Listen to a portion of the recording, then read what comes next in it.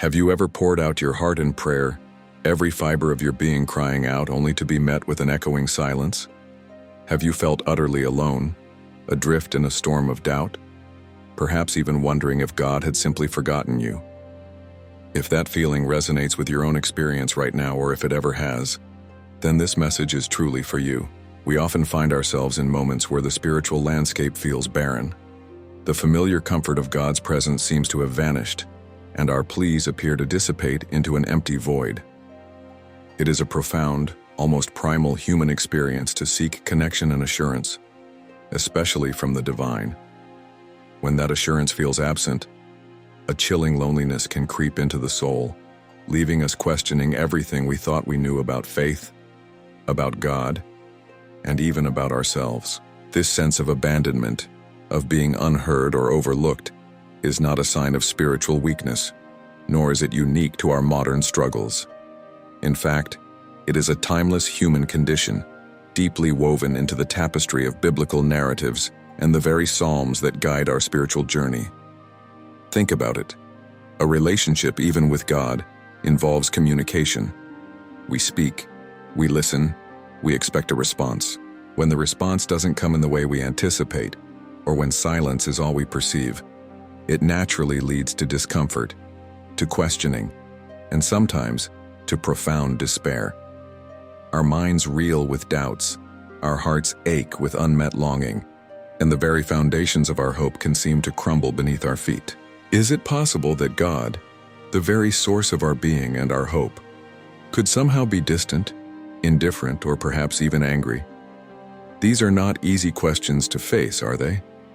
Yet, they are questions that sincere hearts often wrestle with, in the quiet solitude of their rooms or in the tumultuous storms of life. We've all been there, that raw, visceral place where our faith is stretched to its absolute limit, where the answers seem elusive, and the path forward is obscured by a fog of uncertainty. It is a pain that can feel profoundly isolating, making us wonder if we are the only ones grappling with such intense spiritual struggles. But what if the Bible gave us not just permission, but a clear, compassionate pathway through that very darkness? What if there was an ancient roadmap for honest lament, for asking the hardest, most uncomfortable questions, and for rediscovering hope even when God feels impossibly distant? Imagine finding solace not in platitudes, but in the gritty reality of another person's spiritual battle, a battle fought and won thousands of years ago, yet profoundly relevant to your soul's cry today. Today we're going to unlock the profound, unfiltered honesty of Psalm 77. This isn't just an ancient poem or a historical document. It is a spiritual masterclass, a living testament written by a man who was drowning in despair, overwhelmed by his circumstances and the silence of the heavens, yet who somehow found his way back to the firm ground of faith. His journey, laid bare in these sacred verses, offers us not just comfort, but a powerful template for navigating our own storms of doubt and despair. As we delve into this psalm, prepare for a deep dive that will not only resonate deeply with your struggles and unspoken fears, but will also equip you with powerful, timeless tools for your own journey of faith. It will challenge your preconceived notions about prayer and vulnerability, inviting you into a space where true spiritual healing can begin. This isn't about pretending everything is fine. It's about courageously facing the reality of our pain, bringing it before God, and trusting in His unwavering character, even when His voice seems silent and His hand unseen. Now let's begin to unpack the very first verses of this extraordinary psalm. The psalmist Asaph opens with a cry so raw, so utterly desperate, it immediately grabs our attention and demands empathy. He says, "I cried out to God with my voice, to God with my voice, and He gave ear to me." But then he adds, "In the day of my trouble I sought the Lord. My hand was stretched out in the night without ceasing, my soul refused to be comforted." Think about that for a moment. He's not just praying, he's crying out with everything he has. Not once but twice he emphasizes "with my voice," underscoring the sheer intensity, the overwhelming urgency of his plea. Have you ever been there? So desperate for an answer, for a sign, for just a sliver of relief, that your prayer becomes a physical ache, a guttural groan that escapes your very being? Asaph gives voice to that profound, aching need.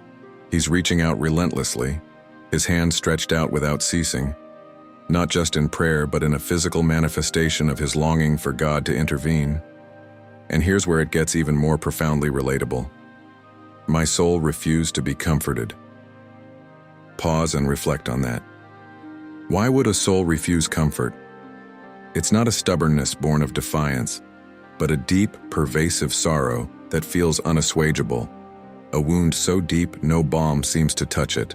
It speaks to a level of pain so overwhelming that typical words of solace or acts of kindness feel inadequate, perhaps even dismissive of the true depth of the suffering. When you're in that place, the comfort offered by others, even well-meaning comfort, can feel shallow, because it doesn't address the core, gnawing ache of spiritual desolation. It's as if the soul itself, in its profound grief, has shut down, unwilling or unable to receive anything less than divine intervention. This isn't weakness. It's the honest, unvarnished portrait of a heart that is truly broken before its maker.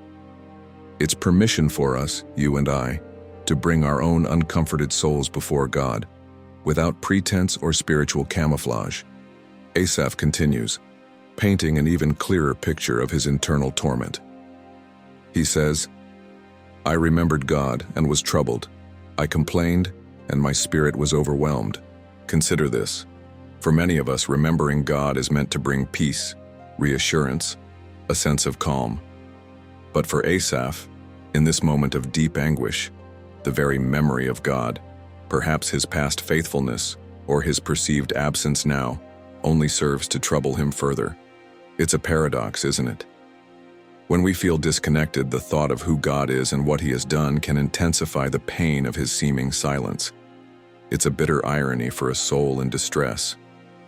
He complained, literally groaning or moaning, and his spirit was overwhelmed. This isn't a gentle sigh. It's a soul besieged, overcome by a flood of emotions and thoughts. His spirit, the very core of his being, felt submerged, drowning under the weight of his spiritual distress. This overwhelming of the spirit manifests physically too, a detail Asaph doesn't shy away from. He tells us, "You hold my eyelids open. I am so troubled that I cannot speak." This is the reality of profound spiritual pain intersecting with our physical existence. Sleeplessness. When the mind is a whirlwind of questions, doubts, anxieties, and unaddressed spiritual longings, sleep becomes an impossible luxury. You lie there, eyes wide open in the dark, every thought amplifying the silence, every passing second a reminder of the distress. It's not just a physical inability to rest, it's God, in Asaph's perception, actively holding his eyelids open, preventing him from escaping into unconsciousness. This paints a picture of a relentless, inescapable torment, where even the solace of sleep is denied. And then, the ultimate expression of his despair. I am so troubled that I cannot speak. His voice, which began the psalm with a cry, is now silenced, choked by the very anguish he sought to express. He's beyond words, beyond coherent articulation. It's the spiritual equivalent of a complete breakdown, a point where the emotional and mental toll is so immense that even verbalizing the pain becomes impossible. This is the profound anatomy of anguish that Asaph lays bare for us, granting us permission to acknowledge our own similar experiences without shame. Asaph, having poured out his soul, having found himself utterly silenced by his anguish, now moves beyond groaning into a different, equally unsettling phase: interrogation. It's a natural progression for a mind overwhelmed and a spirit desperate for answers. When comfort fails and words are lost, the mind begins to probe, to search for reasons, to confront the very source of its hope with its most terrifying fears. This is where Psalm 77 takes a turn into what many might consider dangerous territory. Asaph begins to ask questions, not just any questions, but questions that strike at the very heart of God's character and faithfulness. He dares to articulate the unspoken fears that often haunt our own hearts in times of trial. The very thoughts we might be too ashamed or too afraid to even whisper in the dark. He asks, "Will the Lord cast off forever? And will he be favorable no more? Has his mercy ceased forever? Has his promise failed forevermore? Has God forgotten to be gracious? Has he in anger shut up his tender mercies? Listen to the weight of these inquiries. These are not tentative musings. They are direct challenges, accusations even, born from the crucible of profound pain. When we are hurting, when God feels silent, these are the insidious thoughts that begin to take root. Will this suffering never end? Has God really turned his back on me?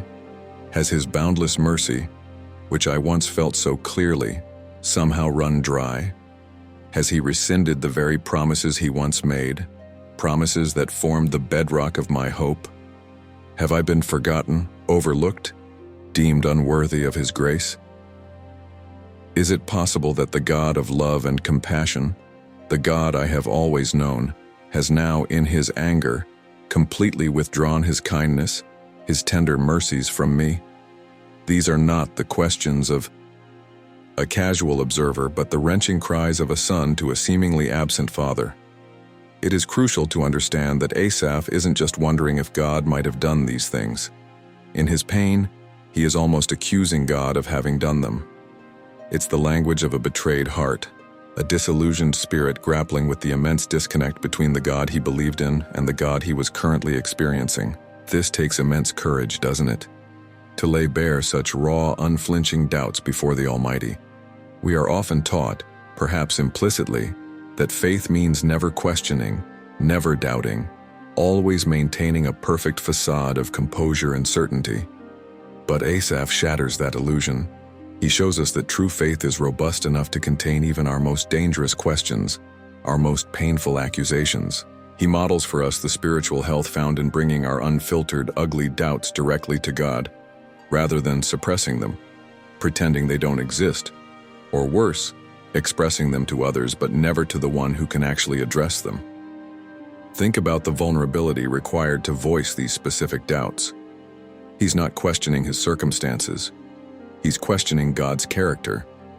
He's asking if God has forgotten his own nature, if he has changed, if his very essence as a gracious, merciful, promise-keeping God has somehow been compromised.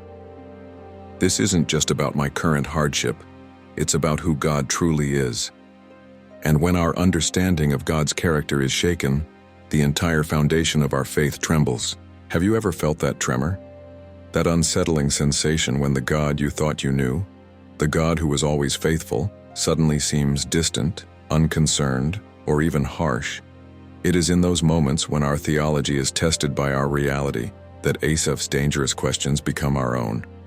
The truth is, suppressing these questions, pushing them down into the hidden corners of our hearts, only allows them to fester and grow in the darkness.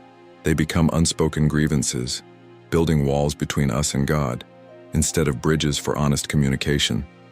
Asaph, in his raw honesty, gives us permission to confront these internal anxieties head-on. He shows us that wrestling with God in our doubt is not an act of rebellion, but often an act of deep, desperate longing for truth and clarity. It is in this wrestling that we seek not to defy God, but to understand him better, to reconcile our painful reality with his unchanging nature. This phase of questioning, though uncomfortable and even terrifying, is an essential part of a mature faith. It is the crucible where a superficial belief is transformed into a deeply rooted conviction, forged in the fires of personal experience and honest inquiry. This courageous confrontation with God's perceived silence, this daring to ask the dangerous questions, is a pivotal moment in Asaph's journey, and it can be in yours too. It's an uncomfortable step, but a necessary one towards true spiritual breakthrough.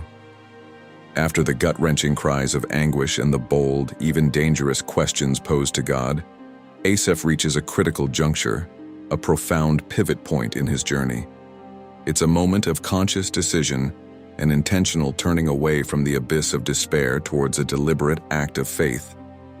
He doesn't just wallow in his doubt, he actively chooses a path forward. In verse 10 he declares, "Then I said, I will appeal to this to the years of the right hand of the Most High." This "then I said" is incredibly significant. It signals an internal shift, a moment where the psalmist, Having expressed the full depth of his pain and his challenging questions, consciously decides to engage his will. He determines to shift his focus, to actively counteract the negativity that had consumed him. He chooses to appeal to what exactly? To the years of the right hand of the Most High. What does it mean to appeal to the years of the right hand of the Most High? It means to call upon the historical record of God's mighty power, His intervention, His sovereign rule throughout time. The right hand in biblical context symbolizes strength, authority, and decisive action. Asaph is saying, "I will not let my present feelings define my understanding of God. Instead, I will anchor myself in the undeniable facts of His past actions." This isn't just passive remembering. It's an active, intentional act of will. It's a spiritual discipline, a conscious decision to redirect his troubled mind from his immediate overwhelming distress to the unchangeable, immutable truth of who God has always been and what He has always done. It's a profound shift from introspection and doubt to historical reflection and trust. And he elaborates on this pivot point in verse 11. "I will remember the deeds of the Lord, yes, I will remember your wonders of old." Notice the repetition, the emphasis on "I will remember." It's not "I hope I remember," or "if I feel like it, I will remember." It is a firm declaration, a commitment to bring to mind, to actively recall, God's historical interventions and His ancient miracles. This practice of intentional remembrance acts as a powerful spiritual medicine, an antidote to the poison of despair and doubt.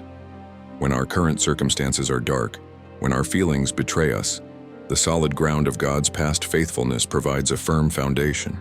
Our emotions can lie to us, but the facts of God's mighty deeds are constant and true. This isn't about denying the present pain, but about strategically shifting our focus to a larger, more comprehensive truth that can rewire our perspective and rekindle our hope. Think of some of these wonders of old that Asaph and we can recall. Imagine the Israelites trapped at the Red Sea, chariots thundering behind them, an impassable sea before them. Humanly speaking, it was over. Complete annihilation. Yet God with His right hand parted the waters, making a path through the impossible. His footprints were not seen, as the psalm will later say, but His power was undeniably manifest. Or consider their journey through the desolate wilderness, where there was no food and no water. Yet God provided manna from heaven daily and water from a solid rock. These were not mere coincidences. They were undeniable, miraculous interventions that spoke volumes about God's power, His provision, and His unwavering commitment to His people, even when they doubted and grumbled. These weren't just events. They were declarations of God's character etched into history. This is precisely the kind of remembering Asaph is engaging in. He is actively bringing to mind the undeniable evidence of God's presence and power in times past. And this isn't just about recalling ancient history. It applies to our own lives too. Think for a moment about your own wonders of old. Can you recall a time when God seemed to part your own personal Red Sea, making a way where there was no way? Or a moment when He provided manna in your wilderness, a provision you never expected? Perhaps a moment of profound healing, unexpected guidance, or supernatural comfort in a time of deep sorrow? These personal testimonies of God's faithfulness are just as potent as the biblical accounts. They serve as tangible anchors for your soul when the storms of life threaten to pull you under. By intentionally recalling these moments, we are actively reminding ourselves that the God who was faithful then is the same God who is present and powerful now, even if His actions are currently unseen or His voice seems silent. This discipline of remembrance is not an escape from reality, but a strategic re-engagement with the larger, truer reality of God's unchanging faithfulness. It is the medicine that begins to heal the present pain, paving the way for spiritual revival within our own hearts. Having moved through the raw anguish, confronted the dangerous questions, and intentionally remembered God's powerful deeds, Asaph now arrives at a profound, almost mystical realization about God's nature and His ways. This is where he speaks a truth that resonates deeply with anyone walking through an unclear path. Your way was in the sea, your path in the great waters, yet your footprints were not seen. This single line from Psalm 77, verse 19, holds immense power. It paints a vivid picture of God moving through the impossible, through the chaotic, overwhelming depths of the sea, leaving no discernible trace behind. His path was there. His movement was real. His power undeniable, yet for human eyes his footprints remained unseen. Think about this imagery. The sea, in ancient thought, often represented chaos, danger, and the unknowable. It was a place of immense power beyond human control. Yet God's way, his chosen path, was precisely in this sea, in these great waters. This isn't about God being absent from our storms. It's about him navigating them in ways that defy our human logic and perception. We, in our limited understanding, expect to see a clear path, visible footsteps, a logical progression. But sometimes, especially in the midst of our most challenging seasons, God's hand is at work in ways we cannot possibly detect, his presence guiding us even when all signs point to abandonment or confusion. His way is in the very depths of our chaos, yet his method remains veiled.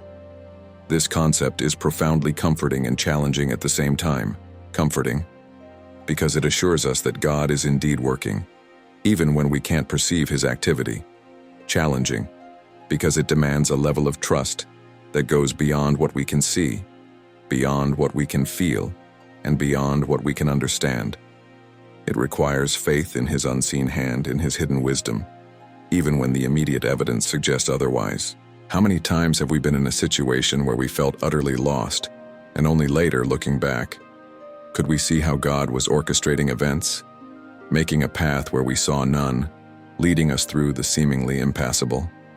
That's God's way in the sea, his footprints unseen. Asaph then connects this mysterious leading to a grander narrative, reminding himself and us of God's sovereign power and his redemptive heart. He declares, "You are the God who performs miracles. You display your power among the peoples. With your mighty arm, you redeemed your people, the descendants of Jacob and Joseph."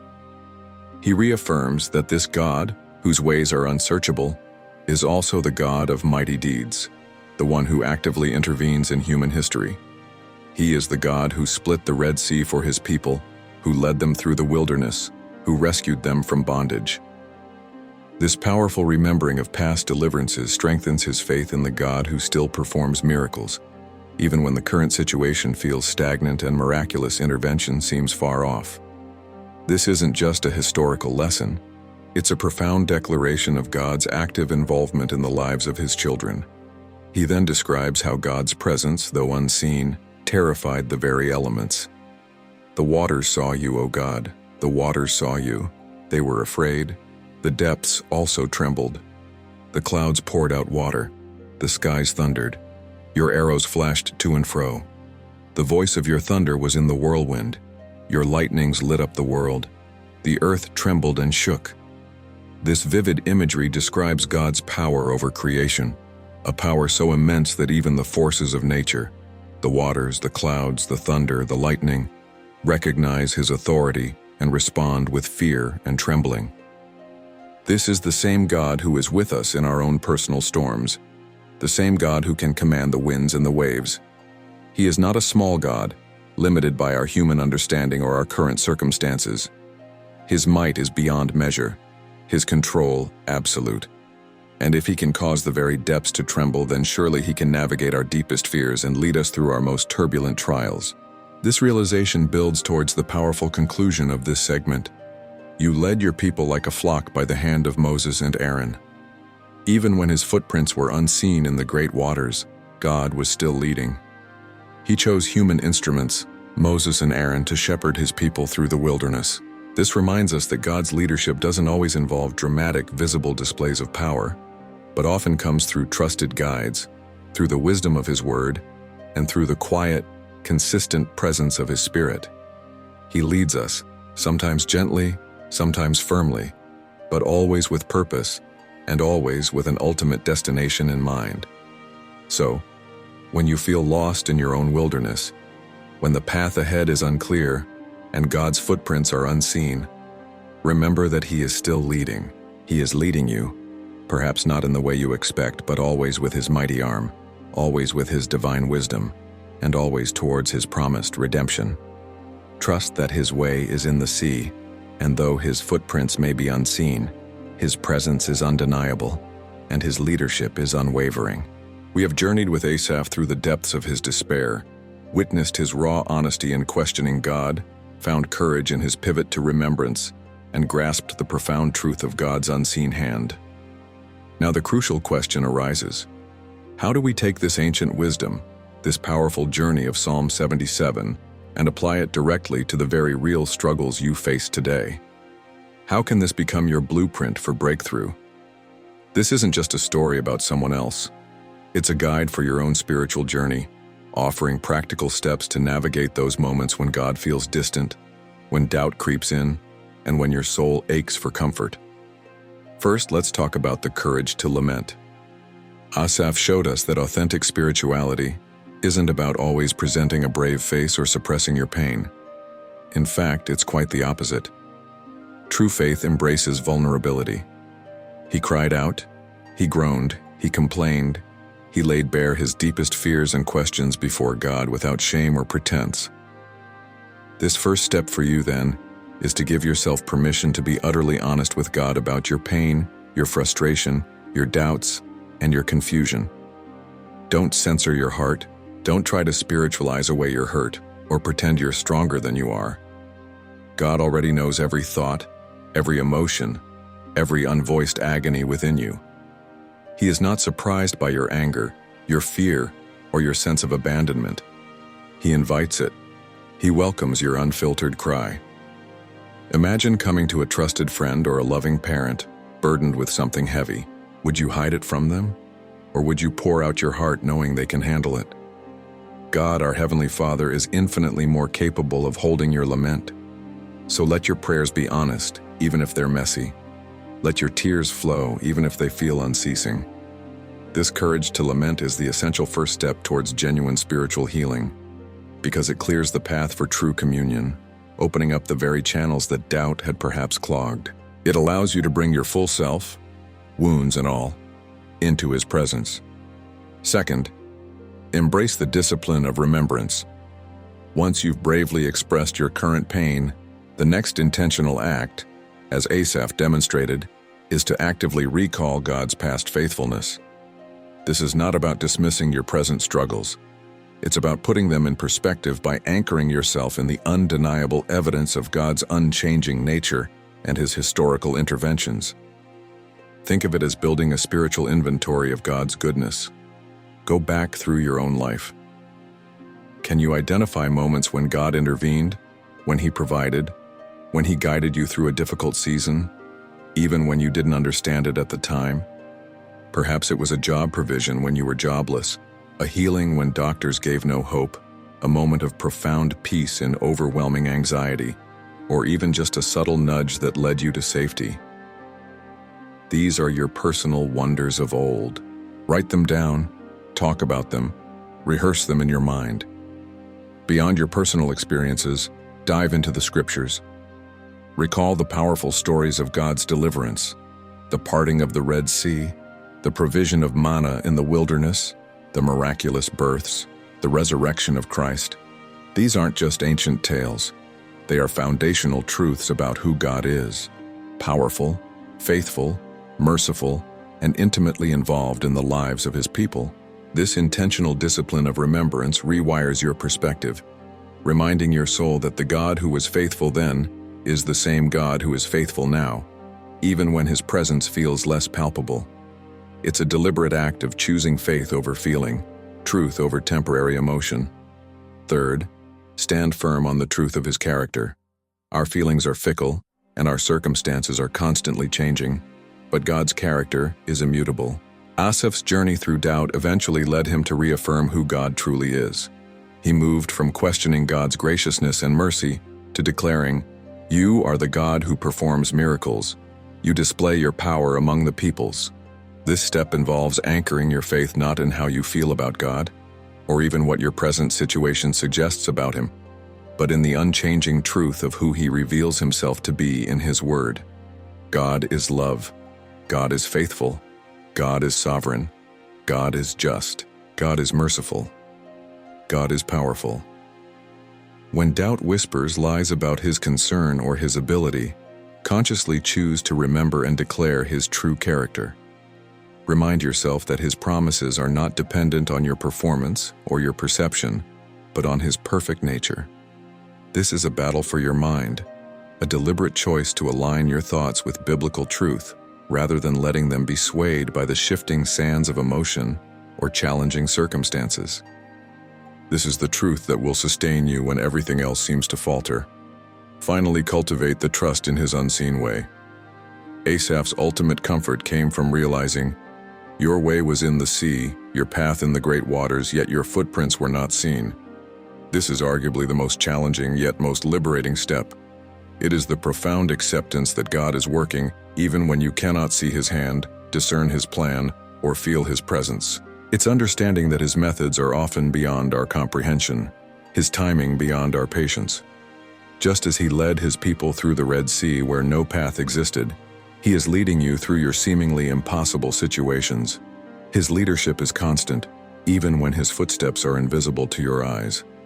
This requires a radical surrender, a deep trust that God is good and that he is for you, even in the mystery. It's letting go of the need to control or fully understand, and simply leaning into the quiet assurance that he is guiding you, perhaps through unfamiliar and turbulent waters, but always towards his ultimate purpose for your life. It's choosing to believe that his love for you is so vast, his wisdom so profound that he can be trusted even in the darkness. Embrace this trust, knowing that even in the unseen, his hand is there, leading you forward. We have journeyed together through the very heart of Psalm 77, traversing the profound landscape of human pain and divine revelation. We began with Asaph's raw, unfiltered cry of anguish, a cry that echoes the deepest struggles of our own souls when prayer seems to meet only silence.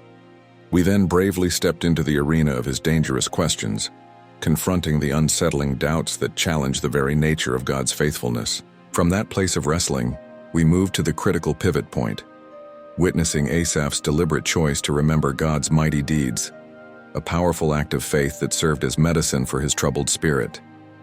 And finally, we embraced the liberating truth of God's unseen way, understanding that his presence and purpose remain, even when his footprints are invisible amidst the chaos of our lives. This ancient psalm is far more than just a historical record of one man's struggle. It is a living, breathing guide for your soul today.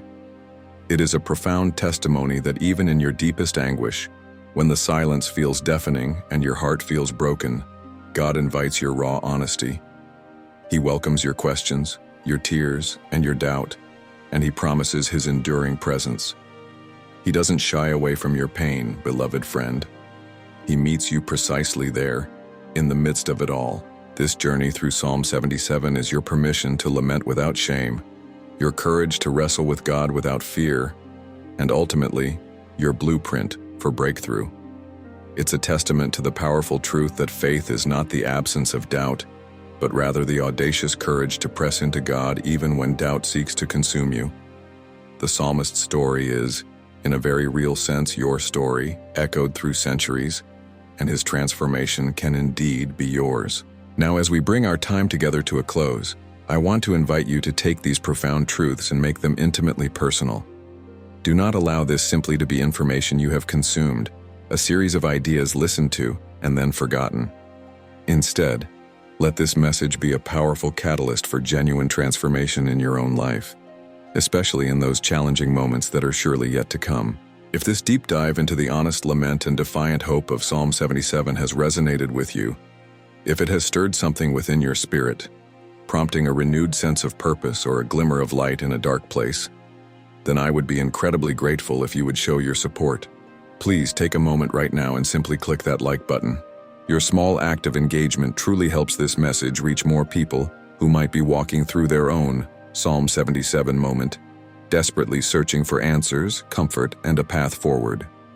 Your simple click helps us spread hope and encouragement across the digital landscape, impacting lives one view at a time, extending this vital message of faith to those who need it most. Furthermore, if you are looking for more messages like this, if you yearn to continue exploring the powerful truths of Scripture in a way that is relevant, applicable, and deeply meaningful to your daily life, then I warmly invite you to become a valued part of our growing community here. Go ahead and click that subscribe button. By subscribing, you ensure that you won't miss out on future content, thoughtfully designed to strengthen your faith, equip you for life's inevitable challenges, and deepen your intimate relationship with God. We are earnestly building a space here where honest questions are not only welcomed but encouraged, and where we seek to grow together, not just in knowledge, but in understanding, resilience, and unwavering faith. Your subscription is a tangible act that helps us continue to create and share these vital resources freely with anyone who needs them, wherever they may be on their spiritual journey. But our conversation, our shared journey, does not have to end here. I truly, deeply want to hear from you. Your experiences, your struggles, and your moments of breakthrough are invaluable, and your insights can illuminate the path for countless others. So in the comment section below, I earnestly invite you to share a time when you felt God was silent in your life, a season when you wrestled profoundly with doubt or despair, and perhaps what specifically helped you find your way back to hope.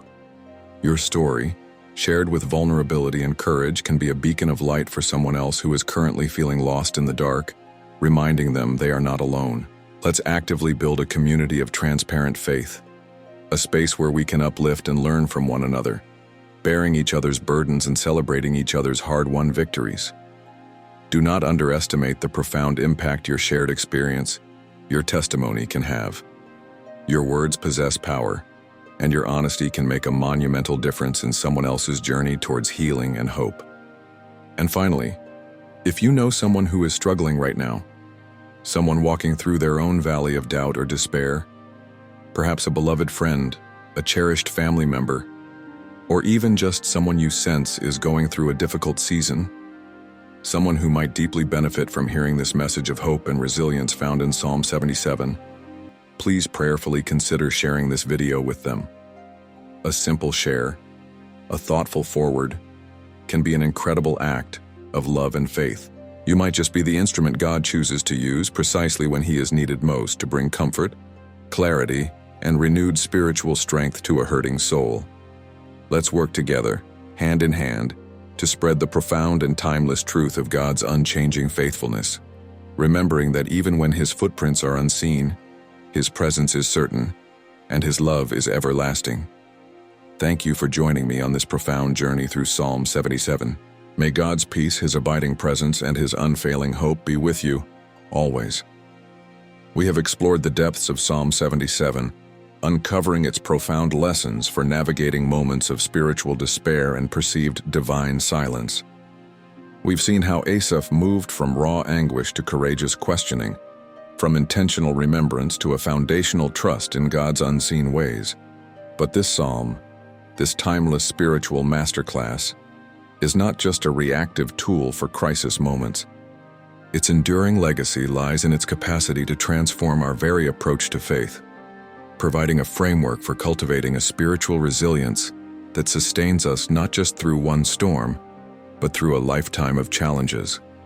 It reshapes our understanding of what it truly means to walk with God, inviting us into a deeper, more authentic relationship that embraces the full spectrum of human experience.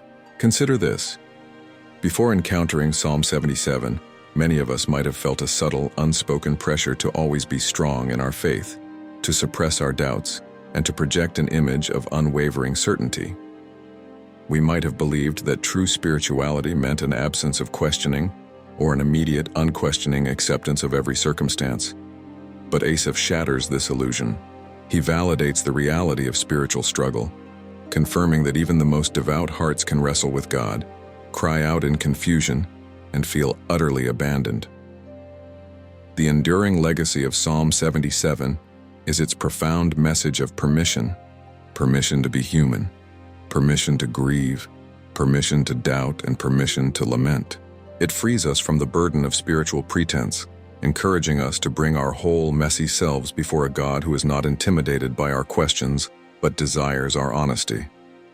This radical transparency is not a sign of weakness, but a foundation for genuine intimacy. It teaches us that our faith is robust enough to endure our deepest fears and our most challenging inquiries. Beyond mere permission, Psalm 77 instills a critical spiritual discipline. the practice of intentional remembrance. This isn't a passive recall. It's an active, deliberate act of calling to mind God's past faithfulness, both in the grand narrative of salvation history and in the intricate details of our personal lives. In a world constantly pushing us towards the next new thing, this psalm anchors us in the unchanging truth of God's character revealed through his consistent actions. When anxieties about the future overwhelm us, when current trials blind us to hope, the discipline of remembering serves as a powerful antidote. It reminds us that the God who delivered in the past is the same God who is capable of delivering today, even if the method is unseen or the timeline is prolonged. This practice builds spiritual muscle memory, training our minds to gravitate towards truth, rather than succumbing to the immediate emotional sway of our circumstances. It's a habit that, when cultivated consistently, gradually rewires our default response to adversity, shifting us from panic to peace, from despair to expectant hope. Furthermore, Psalm 77 deeply informs our understanding of God's sovereignty and his often mysterious ways. The profound image of his footprints not seen within the great waters challenges our anthropocentric view of the divine. It teaches us that God is constantly at work, even when his activity is hidden from our limited perception. This psalm encourages a radical trust in God's unseen hand, a willingness to believe that he is leading us, guiding us, and orchestrating events for our ultimate good and his glory, even when the path is shrouded in fog. This is not blind faith, but a faith informed by his consistent character and proven track record throughout history. It is the wisdom to know that just because we cannot see the map does not mean the guide is lost. This perspective cultivates a profound patience and resilience, teaching us to rest in his providence rather than striving in our own strength to control outcomes. It liberates us from the burden of needing to understand everything, allowing us to simply trust the one who does. Therefore, the enduring legacy of Psalm 77 is not just a story of one man's breakthrough, but a perpetual wellspring for our own spiritual formation. It gives us permission to lament, equips us with the discipline of remembrance, and grounds us in a radical trust of God's unseen sovereignty. It transforms doubt from a destructive force into a catalyst for deeper faith, moving us from superficial belief to a resilient, enduring conviction forged in the fires of personal experience. Embrace this psalm not as a momentary comfort, but as a lifelong companion in your walk with God. Let its timeless truths empower you to face every storm with courageous honesty, unwavering hope, and a deep-seated trust in the one whose way is in the sea, whose path is in the great waters, even when his footprints remain unseen. This is the foundation for a faith that truly lasts, a faith that flourishes not just on the mountaintops, but thrives and finds its deepest roots in the very valleys of life. Having navigated the depths of anguish, confronted the dangerous questions, and made the conscious decision to remember God's past faithfulness, Asaph introduces another crucial element in his spiritual journey: the intentional turning inward, the deep work of reflection and personal spiritual inquiry. He declares, "I have considered the days of old, the years of ancient times. I call to remembrance my song in the night. I meditate within my heart, and my spirit makes diligent search." This isn't a fleeting thought. It's a profound commitment to introspection, a deliberate act of engagement with his inner world to seek answers and solace amidst his turmoil. It's an invitation for us to understand that spiritual breakthrough often begins not with a loud cry, but with a quiet, persistent inward gaze. To consider the days of old and the years of ancient times implies more than just a casual recollection of historical facts. It suggests a methodical, almost scholarly review of God's consistent character as revealed through his actions across generations. It's a purposeful seeking of patterns, a yearning to understand the divine blueprint woven throughout time. In moments of personal crisis, our perspective often shrinks, narrowing to the confines of our immediate pain and uncertainty. Asaph models for us the necessity of expanding that view, of placing our present struggle within the larger context of God's eternal narrative. By carefully examining how God has acted in the past, how he has redeemed his people, how he has remained true to his promises through countless ages, Asaph begins to re-establish a sense of divine order in a world that feels chaotic and unpredictable. This deliberate mental exercise builds a bridge between his present distress and God's unchanging truth, offering a foundation upon which to rebuild his shattered hope. It's a profound act of spiritual archaeology, digging through the layers of history to unearth the enduring truths of God's character. And then, there's the poignant detail. I call to remembrance my song in the night. This speaks volumes. The song in the night could refer to a previous time of joy and worship, a hymn or melody that once lifted his spirit. In the literal darkness of his sleepless nights, he actively brings that memory to the forefront of his mind. Why is this significant? Because in our darkest hours, our memories of past joy, past comfort, past spiritual intimacy can feel distant, almost unreal. The darkness has a way of obscuring the light that once was, but Asaph deliberately summons that past experience of light and joy. It's an act of defiance against the gloom, a conscious effort to counteract the oppressive weight of despair with the echoes of former grace. This isn't a superficial attempt to simply cheer himself up. It's a deep spiritual tactic to reconnect with a tangible experience of God's goodness, to remind his soul that such comfort and connection are indeed possible and have been his reality before. It's a testament to the enduring power of past worship and personal spiritual encounters to serve as anchors in the stormy present. It affirms that the memory of God's grace can be a wellspring of hope, even when the present moment offers no immediate relief. Crucially, Asaph states, I meditate within my heart, and my spirit makes diligent search. This moves beyond mere recalling or considering. Meditation in this context is not an empty-minded void, but a profound, active engagement of the mind and spirit. It is turning over God's deeds, his character, and his promises, allowing them to permeate his inner being. It's a wrestling of the truth into his emotional and intellectual framework. His spirit is making a diligent search, a thorough, persistent, even laborious inquiry. This implies an active, focused pursuit of understanding, a refusal to passively accept his despair. He is not just waiting for answers to fall from the sky. He is actively seeking them within his own spiritual landscape, drawing on the resources of his memory and engaging his innermost faculties. This is the profound work of a soul wrestling for truth, refusing to be defined solely by its pain. It's a powerful lesson in spiritual agency. While God often acts, we also have a vital role to play in preparing our hearts and minds to receive his light. This diligent search is the act of aligning our internal compass with divine truth, even when the external storms rage. It's the painstaking process of taking what we know about God intellectually and allowing it to transform us emotionally and spiritually. This inward journey, this active meditation and diligent search, prepares the ground for the turning point, for the revelation that will eventually shift Asaph's perspective and restore his hope. After a diligent and persistent search within his spirit, after meditating deeply on the days of old and recalling his song in the night, Asaph's perspective begins to shift profoundly. The internal wrestling, the honest questions, and the deliberate remembrance of God's past actions coalesce into a powerful revelation about God's very nature and character. It's as if the fog of his despair begins to lift, not because his circumstances have changed, but because his understanding of God has deepened and expanded beyond his immediate pain. This is the fruit of spiritual labor, the reward for daring to bring one's deepest struggles into the presence of divine truth. He declares with renewed conviction, born of this internal revelation, "Your way, O God, is in the sanctuary. Who is so great a God as our God?" This statement marks a significant transition.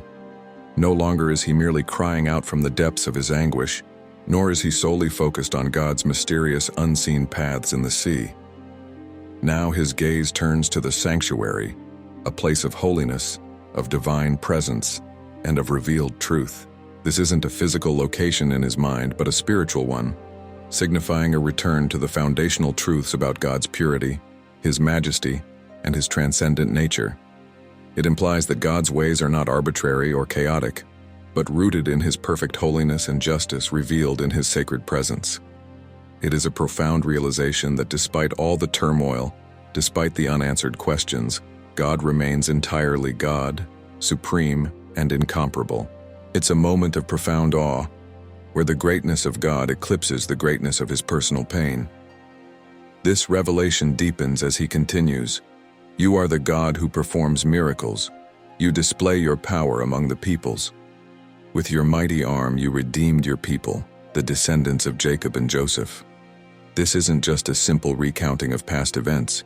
It's an affirmation of God's active, interventionist character. The miracles are not just historical footnotes. They are demonstrations of an enduring power that is still at work. It's a realization that God's power is not something limited to ancient times or distant lands, but something that is continually displayed, continually manifested among his people. The phrase, "you display your power among the peoples," suggests a public, undeniable manifestation of God's sovereignty, a truth that restores confidence in his ability to act decisively in the present. This insight reminds Asaph and us that God is not a passive observer of human suffering, but an active redeemer, whose mighty arm is perpetually extended to rescue and deliver. This rekindles hope, for if he redeemed his people from the ancient oppressions, he is surely capable of redeeming us from our contemporary ones, no matter how daunting they may seem. The imagery then shifts to the power and majesty of God's intervention, particularly drawing on the Exodus narrative, which was clearly central to Asaph's meditation. "The waters saw you, O God, the waters saw you. They were afraid. The depths also trembled. The clouds poured out water. The skies thundered. Your arrows flashed to and fro. The voice of your thunder was in the whirlwind. Your lightnings lit up the world. The earth trembled and shook." This is a powerful, almost cinematic depiction of God's absolute control over creation. The very elements of nature respond to his presence with fear and obedience. The waters, that once seemed to swallow Asaph's hope, now tremble before the Creator. The thunder and lightning, often symbols of chaos and destruction, become instruments of God's righteous judgment and deliverance. This is not just a description of a historical event. It's a re-experiencing, through meditation, of God's overwhelming power. It affirms that the forces that seem to engulf us, whether they be physical calamities, emotional storms, or spiritual darkness, are utterly subordinate to the will and might of God. This profound realization brings a sense of security and ultimate control that transcends any immediate earthly circumstance. This renewed understanding of God's overwhelming power and majesty culminates in the comforting affirmation of his faithful leadership. "Your way was in the sea, your path in the great waters, and your footsteps were not known. You led your people like a flock by the hand of Moses and Aaron." While he previously noted that God's footprints were not seen, implying a mystery now after his diligent search, this reality is integrated with the truth of God's active, purposeful leading. The mystery doesn't negate the guidance. It's a deeper level of acceptance. God's ways are indeed beyond our full comprehension, yet he is undeniably leading. He leads his people not just with raw power, but with the tenderness and care of a shepherd, through chosen instruments like Moses and Aaron. This blend of immense power and compassionate leadership paints a complete picture of God's character. It tells us that our shepherd knows the way through the turbulent waters, even if we cannot see his steps. He is sovereign over the storm, and he is intimately involved in guiding his flock. This revelation, gained through honest struggle and diligent seeking, replaces the earlier despair with a settled confidence in the God whose character is perfectly holy, supremely powerful, and eternally faithful. It's a transformation from merely enduring the storm to finding peace and purpose within it, because the nature of the one guiding you has been revealed. We have meticulously traced Asaph's journey from the abyss of despair and the unsettling silence of God to a profound revelation of his unchanging character and unseen hand. We've witnessed his soul's turbulent passage from desperate cries and challenging questions to the steady ground of remembrance and the awe-inspiring understanding of divine majesty.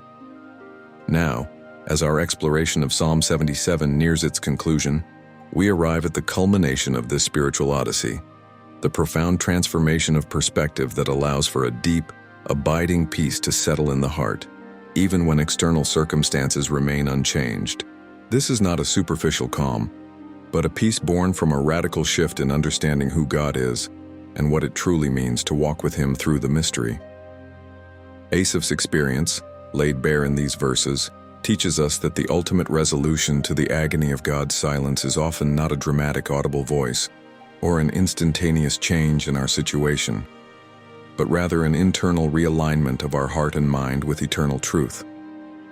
His lament began with a desperate longing for God to give ear to him, and while the psalm does not record a direct divine verbal response, it records something far more profound, a transformation within Asaph himself. His soul, once refusing to be comforted, now finds its solace not in immediate answers to his questions, but in the rediscovered certainty of God's sovereign nature. The peace he finds is not contingent on the removal of his trouble, but on the restoration of his trust in the one whose way was in the sea, whose path in the great waters, and whose footprints were not seen, yet who undeniably led his people. This brings us to a crucial point of application for your own life. When you are in the throes of distress and God feels silent, the peace that Psalm 77 offers is often the peace that passes all understanding. It's a peace that defies logic because it does not depend on the solution to your problems, but on the settled conviction that your God is in control of them. It's the quiet assurance that the one who parted the Red Sea, who sustained his people in the wilderness, who caused the very elements to tremble at his presence, is the same God intimately engaged with your suffering right now. He is orchestrating events, making a way where there seems to be none, and leading you like a tender shepherd, even when the path is obscured by fog and the unseen depths below. This understanding shifts the burden from your shoulders, from your desperate attempts to control or comprehend, onto the shoulders of the Almighty. Consider the immense relief that comes with such a profound surrender. When Asaph recognized that God's ways were in the unsearchable depths, yet he was still leading, it freed him from the torment of needing to see every step, to understand every reason. It liberates us from the exhausting and ultimately fruitless quest for certainty in a world designed for faith. This doesn't mean we stop seeking wisdom or making responsible choices, but it profoundly changes the spirit in which we do so. It allows us to move forward with courageous trust, knowing that even if we stumble, even if the outcomes are not what we desired, we are still held securely in the hand of a loving, sovereign God. This is the peace of knowing that God's presence is not defined by our perception of it, or by the lack of an immediate audible reply. His presence is a constant, an unwavering reality that undergirds all things, seen and unseen. Furthermore, this transformation of perspective cultivates a deeply rooted spiritual resilience. Having walked through the valley of doubt with Asaph and emerged with a renewed sense of God's character and power, your faith becomes forged in fire, not merely received. You learn that the hard questions, the difficult seasons, are not deterrents to faith, but catalysts for its deepening. When the next storm inevitably rolls in, you will be better equipped. You will remember how Asaph lamented honestly, how he wrestled with God, how he chose to remember, and how he found peace in God's unseen leadership. This psalm becomes a template for ongoing spiritual health, a reminder that vulnerability, honest questioning, intentional remembrance, and radical trust are not exceptions in the faith journey, but essential practices for those who desire a mature, unwavering relationship with the living God. So when you next encounter that echoing silence, when doubt whispers its insidious lies, remember Asaph's journey. Do not suppress your pain. Do not shy away from your questions. Instead, lay them bare before God. Then intentionally recall His mighty deeds, both ancient and personal. Anchor yourself in the unchanging truth of His character. And then finally, rest in the profound, liberating truth that His way is in the sea, His path in the great waters, and though His footprints may be unseen, He is leading you, faithfully and purposefully, through every single moment. This profound shift from needing to see to simply trusting in His unseen hand is the ultimate peace and the lasting legacy of Psalm 77. It is the peace of truly knowing that the God who spoke the universe into existence is intimately acquainted with your deepest fears, and His love for you remains steadfast, even in the silence. We've explored the raw honesty of lament, the courage of questioning, the power of remembrance, and the profound peace found in trusting God's unseen hand.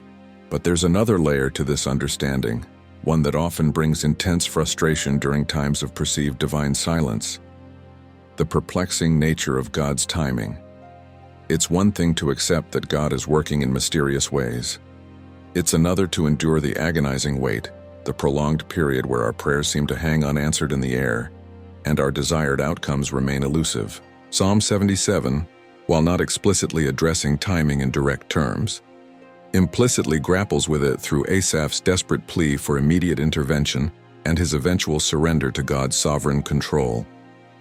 This psalm, therefore, offers a vital lens through which to re-examine our expectations about divine responsiveness and to cultivate a more robust faith that thrives even in the interlude between prayer and perceived answer.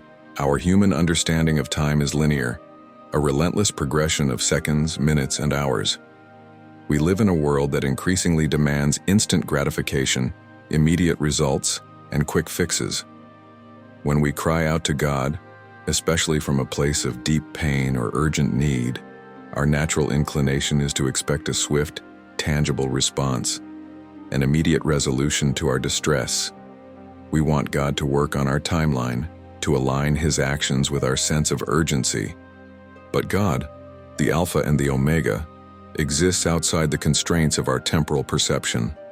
His perspective is eternal, His wisdom boundless, and His plans unfold according to a divine schedule that is often inscrutable to our limited minds. This discrepancy between our urgent desire for now and God's sovereign not yet is frequently the source of our greatest spiritual struggle, leading us to interpret delay as denial or silence as abandonment. Think about Asaph's desperate cries. "In the day of my trouble I sought the Lord. My hand was stretched out in the night without ceasing. My soul refused to be comforted." This isn't a casual request. It's a desperate, unceasing cry for help, implying an urgent need for an immediate response. His subsequent questions, will the Lord cast off forever? Has His mercy ceased forever? Has His promise failed forevermore? Are infused with the pain of perceived delay. He is wrestling not just with the problem itself, but with the duration of the problem and the seeming absence of God's timely intervention. This is a battle many of us fight daily. We believe God is good. We believe He is powerful. But when the answer doesn't come on our schedule, we begin to question His goodness, His power, or even His very attentiveness to our plight. However, Psalm 77, in its very structure, offers a profound lesson on divine timing. Asaph doesn't immediately get his answer. He first plunges into the depths of despair, then honestly vents his frustrations and doubts, then embarks on the intentional and effortful process of remembrance and meditation, and only then does his perspective begin to shift and solace begins to dawn. This entire process takes time. It's not an instantaneous light switch. This implicitly suggests that sometimes God's timing involves a process within us, a process of humbling, of relearning, of spiritual recalibration. The delay might not be a sign of God's unwillingness to act, but rather an indication that He is doing a deeper work in us, preparing us to receive the answer, shaping us through the waiting, or orchestrating events behind the scenes in ways we cannot yet perceive. Consider the biblical narratives. Abraham waited decades for the promised son. Moses spent 40 years in the desert before leading his people. David endured years as a fugitive before taking the throne, and the world waited millennia for the coming of the Messiah. In each of these instances, God was not inactive during the waiting periods. He was shaping, preparing, moving pieces into place, building character, and perfectly aligning circumstances for the precise moment of His intervention.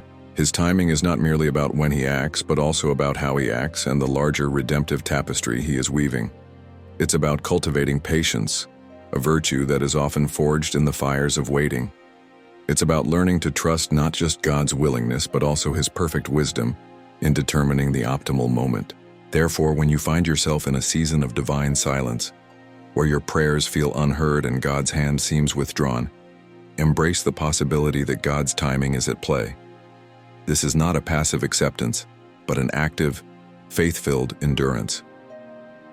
Just as Asaph actively remembered God's wonders of old, we can actively recall times when God's timing, though perplexing at the moment, proved to be perfect in hindsight. Perhaps a delayed job opportunity led to a better one, a closed door led to an open window, or a season of struggle taught you lessons you could not have learned otherwise. These are your personal testimonies to God's perfect timing, even when His footsteps were unseen. Psalm 77 does not promise instant answers or a bypass around seasons of waiting. Instead, it offers a profound reassurance that God is actively engaged even in the silence, even in the delay. His way is in the sea, His path in the great waters, and His footprints are not seen. His timing is often beyond our grasp, but it is always aligned with His perfect will and His boundless love. The peace that Asaph found was not in an immediate resolution to his troubles, but in the renewed conviction that God is sovereign, powerful, and trustworthy, even when He chooses to work on a timeline that defies our human expectations.